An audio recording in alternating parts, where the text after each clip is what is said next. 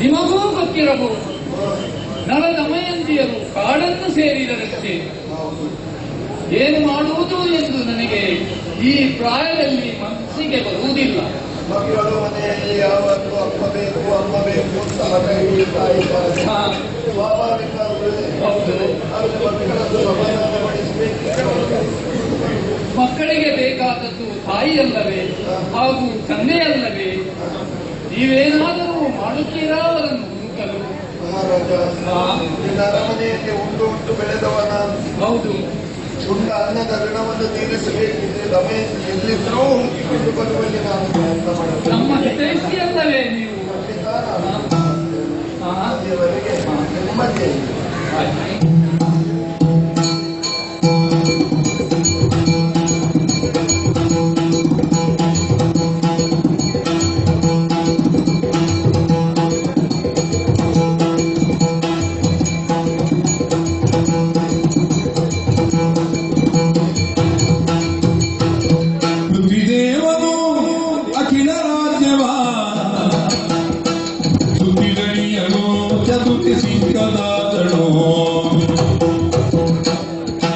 ಚಿತ್ತದೊಳಗಿ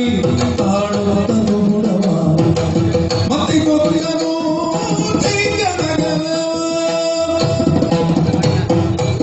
ರಾಜನ ಕಣ್ಣೀರನ್ನು ಕಂಡಾಗ ಸಮಾಧಾನ ಪಡಿಸಬೇಕೆಂಬ ಉದ್ದೇಶದಿಂದ ಎಲ್ಲೇ ಇದ್ದರೂ ಹುಡುಕಿಕೊಂಡು ಬರುತ್ತೇನೆ ಅನ್ನೋ ಹಾಗೆ ಭರವಸೆ ಮಾತನ್ನು ಹೇಳಿ ಹೊರಟು ಬಂದೆ. ಅಖಿಲ ರಾಜ್ಯವನ್ನು ಸಂಚರಿಸಿದೆ. ಎಲ್ಲಿ ಹೋದ್ರೂ ದಮಯಂತಿ ಇರವೇ ಇಲ್ಲ, ಪತ್ತೇ ಸಿಗುತ್ತಾ ಇಲ್ಲ. ಎಲ್ಲಿ ಹೋಗೋಣ, ಏನು ಮಾಡೋಣ ಅಂತ ಯೋಚಿಸ್ತಾ ಇರುವಾಗ ಮಧ್ಯಾಹ್ನದ ಒಂದು ಸ್ನಾನ, ಒಂದು ಊಟ, ಇದೆರಡು ಸರಿಯಾದ್ರೆ ಮತ್ತೆ ಯಾವ ರಗಳೆಯೂ ಇಲ್ಲ. ಓಹೋ ಶೈತ್ಯ ದೇಶ ಅಲ್ವೇ, ಅರಮನೆ ಅಂತ ಹೋಗಿ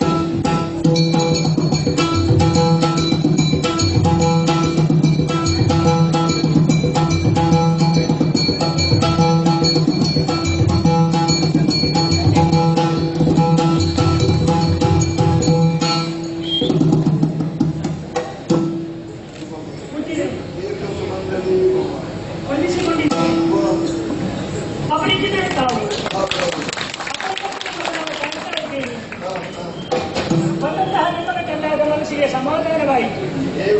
ತಿರುಗಾಡುವ ಬ್ರಾಹ್ಮಣನ ಒಳ್ಳೆಯದು ಸ್ವಾಮಿ. ದೇವಲೋಕದಲ್ಲಿ ದೇವತೆಗಳು ಕೂಡ ಭೂಲೋಕದಲ್ಲಿ ಯಾರು ಅಂತ ಕೇಳಿದ್ರೆ ಕಣ್ಣಿಗೆ ಕಾಣುವಂತಹ ಪುರುಷೋತ್ತಮರು ನೀವು.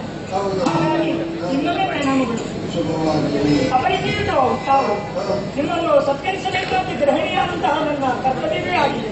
ನಮ್ಮ ಅರಮನೆಗೆ ಬಂದಂತಹ ಅತಿಥಿಗಳು ತಾವು. ಆದ್ರೆ ಒಂದು ನೋಡುವಾಗ ಮಧ್ಯಾಹ್ನ.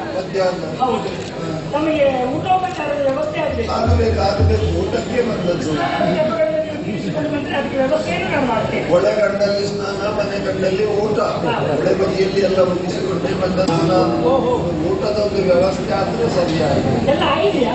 ಹಾಗಾದ್ರೆ ಈಗ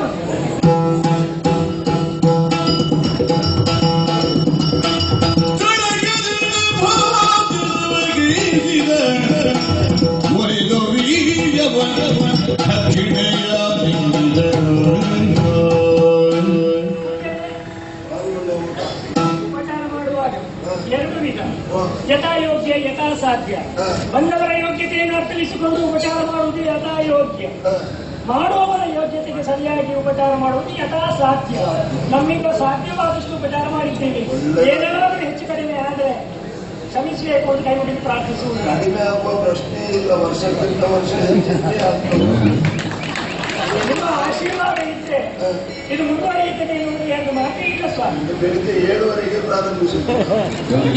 ಯಾವುದಕ್ಕೆ? ನಿಮ್ಮ ತಿರುಗಾಟ. ನೀವು ನಿಮಗೆ ಎಷ್ಟು ಹೊತ್ತಿಗೆ ಪ್ರಾರಂಭ ಮಾಡ್ತೀರೋ ಅಷ್ಟು ಒಳ್ಳೆಯದು ಸ್ವಾಮಿ. ಯಾಕಂದ್ರೆ ಸೂರ್ಯೋದಯಕ್ಕೆ ಮೊದಲಾಗಿ ಹೇಳುವವರಲ್ಲಿ ಅದು 7:30ಯಿಂದ 5ಕ್ಕೆ ಬಂದು ಬಂತು ಹೇಳಲಿಕ್ಕೆ ಆಗುದಿಲ್ಲ. ಹಾಗೆ ಸರ್ಕಾರ ಎಲ್ಲ ಹೇಗಾಗಿದೆ.